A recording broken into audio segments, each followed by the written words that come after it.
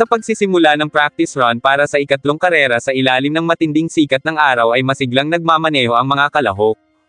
Pinag-aaralan ni Capeta ang kart dahil pinalambot nila ang hulihan ayon sa ideya ni Nobo, nang bigla na naman siyang tumalbog. Hindi na iyon manatili dahil sa sobrang lambot. Ipinaliwanag niya yun kay Nobo kaya sinabi nito na subukan na lang nila ang lahat ng naiisip nila. Nangunguna sa may pinakamabilis na segundo si Isamo ng Team Autohaus na natalo ang huli nitong record sa bilis na 33.40 na segundo. Para sa lalaki ay ibang-iba na nga ngayon si Isamo kumpara ng nakaraang taon.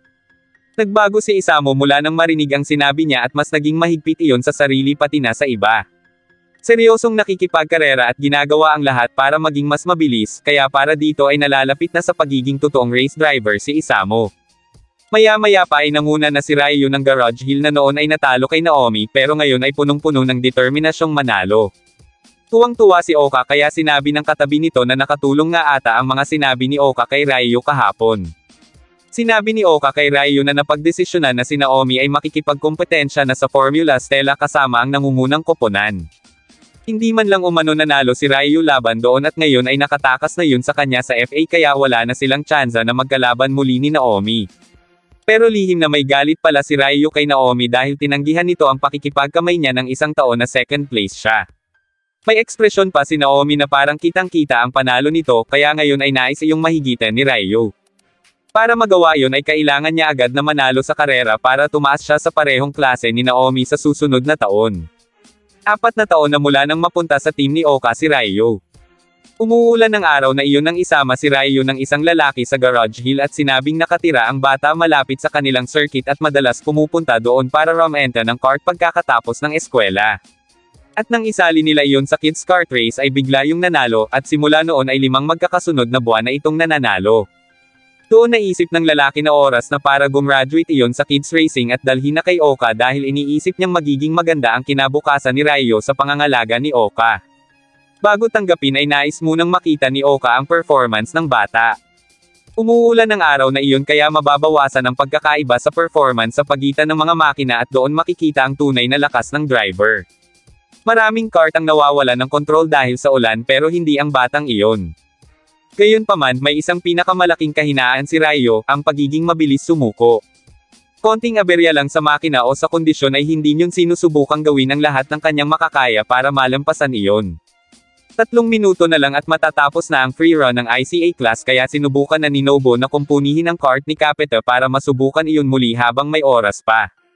Inilagay ni Nobo sa pauli ang upuan para doon pumunta ang bigat at hindi masyadong umangat.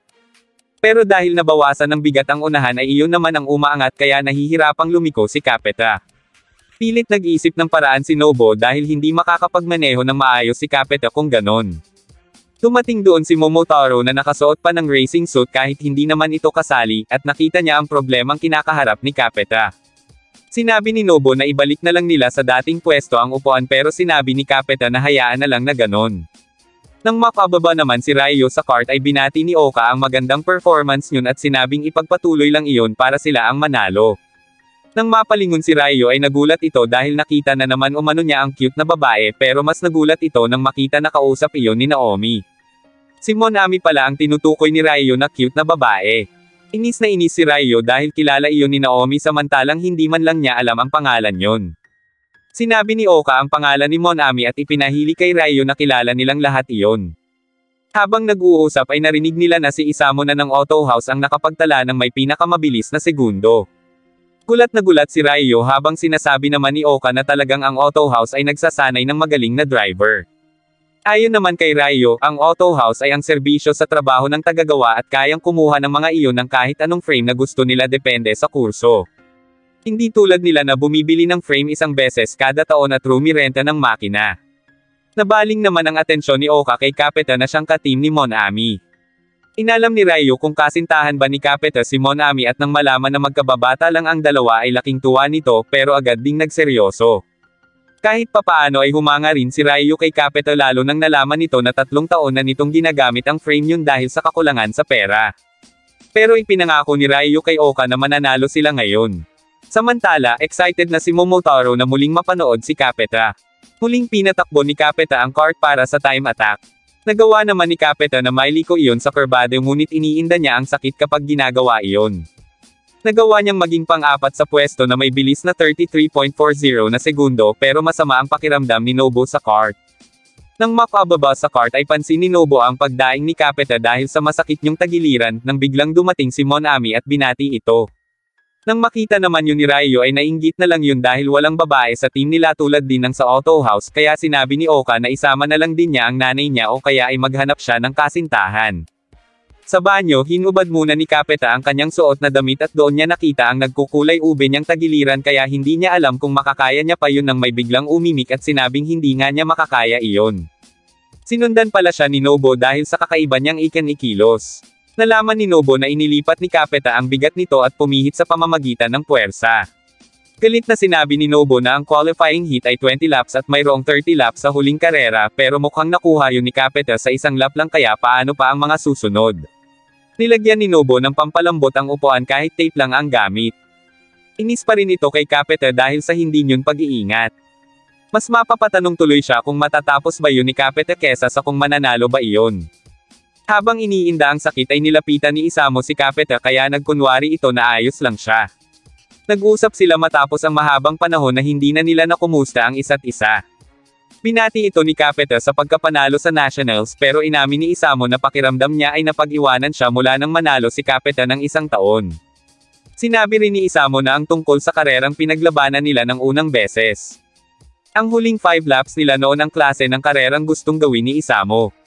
Bawat karerang sinalihan niya ng nakaraang 5 taon, manalo o matalo ay ini-imagine niya ang huling 5 laps nila na iyon ni Capeta kaya niya nakamit ang mga tagumpay niya. Dahil doon ay humahanga siya kay Capeta pagkat iyon ang nagpakita sa kanya ng bagong mundo at narating niya ang posisyon niya ngayon dahil ninais niyang maging tulad ni Capeta. Pero ngayon ay iba na dahil hindi siya magpapatalo. Napatingin na lang si Capeta habang naglalakad paalis si Isamo at maya-maya pa ay bumalik na rin siya sa tent nila. Doon napansin ni Shige na parang may kakaiba sa kanya mula pa kanina sa time attack. Hindi na umimik si Capeta at sinabi na lang na gagawin niya ang lahat ng kanyang makakaya ngayon. Pero desidido pa rin siyang ipanalo ang laban. Pinaghanda na siya ni Nobo at nang lapitan niya ang cart ay nakita niya ang foam na inilagay ng kaibigan. Bagaman nagpasalamat si Capeta ay naiinis pa rin dito si Nobo at binigyan ito ng babala, nang biglang dumating si Monami dala ang pares ng nipad sa pag-iisip na magagamit iyon ng kaibigan. Napatulala na lang ang dalawa dahil hindi nila akalaing maiintindihan sila ni Monami. Nang biglang ay anunsyo na ang pagsisimula ng ICA qualifying heat kaya nagmadali na si Capeta. Sa pagsisimula ay determinado si Capeta na maipanalo iyon, ngunit talagang hindi maganda ang kondisyon ng kart niya at nararamdaman niya ang sakit ng tagiliran niya sa parteng kurbada ng daan. Naging dahilan iyon para ang pwesto niyang pang-apat ay tumaas sa pang-8 bagay na ikinainis ni Monami. Inisip ni Nobo na mangyayari iyon ng paulit-ulit tuwing liliko si Capeta kaya kailangang gamitin ang puwersa ng katawan upang ang panlabas na gulong ay kumapit. Ngunit paano iyon gagawin ni Capeta kung ganon ang kalagayan ng tagiliran nito? Hirap na hirap si Capeta dahil hindi pa rin sapat ang bigat niya at pakiramdam nito ay napuputol na ang buto niya. Nakarating na sila sa pang-apat na lap at si Isamo ang nangunguna na sinusundan naman ni Ryo, habang si Capeta ay nananatili pa rin sa pang-8 dahil bumabagal ang takbo nito sa tuwing liliko. Ramdam ni Nobo ang hirap ng katawan ni Capeta dahil sa ginagawa nito nang bigla siyang mapalingon sa naiinis kay Capeta na si Monami. Kailangang lumakas ang loob ni Nobo dahil siya lang ang nakakaalam ng sitwasyon ni Capeta. Hindi niya hahayaang lumaban mag-isa si Capeta kaya nag-isip siya ng paraan. Patuloy pa rin si Capeta kahit hindi na nito alam kung ilang ikot pa ang kailangan niya. Nagtaka naman si Adachi kung anong problema sa kart ni Capeta dahil alam niyang imposibleng mahuli iyon ng walang dahilan. Maya-maya pa ay napansin ni Capeta na si Isamo ang nasa unahan niya kaya ibig sabihin ay nasa kahuli-hulihan siya. Si Isamo na nagsabing nais maging katulad niya pero ngayon ay kalaban niya na at nais pang talunin siya. Maging ang commentator ay nagtataka kung ano ang nangyayari kay Capeta dahil sa bagal ng takbo niyon, hanggang sa iwinagayway na ang asul na bandila bilang hudyat na dapat palampasin ni Capeta ang nangunguna. Dahil hindi makapagbigay ng daan ay sinabing baka makatanggap na ng penalty si Capeta kapag nagpatuloy pa ito.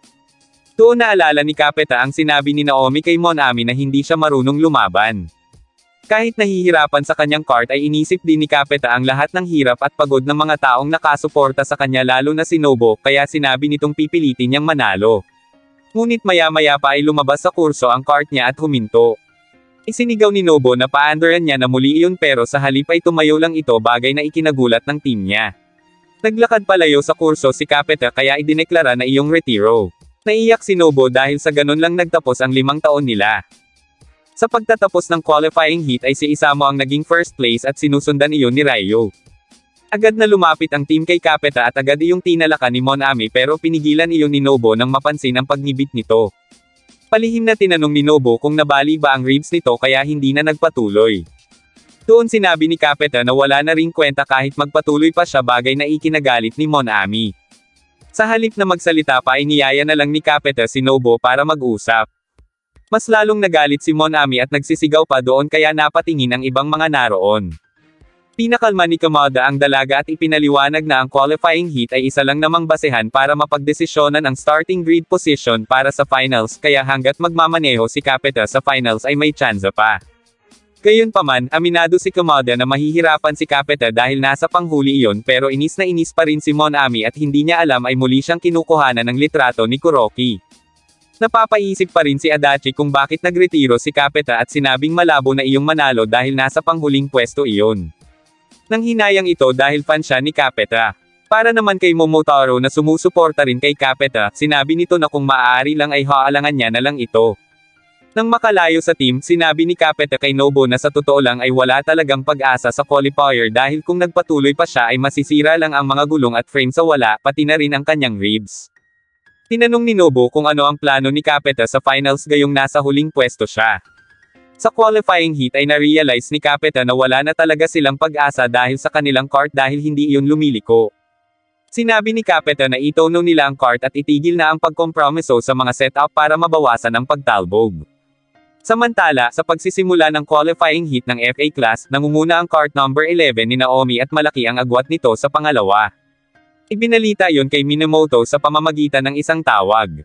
Pero bago ibaba ang telepono ay kinumusta muna nito ang performance ni Capeta at nalamang nasira na ang kart nyon. Habang nagmamaneho papuntang Haruna ay napansin ni Minamoto na parang uulan, bagay na napansin din ni Monami kaya agad iyong umalis para sabihin kay Capeta. Nadatnan niya ang dalawa na nagtatalo tungkol sa hindi paggana ng preno.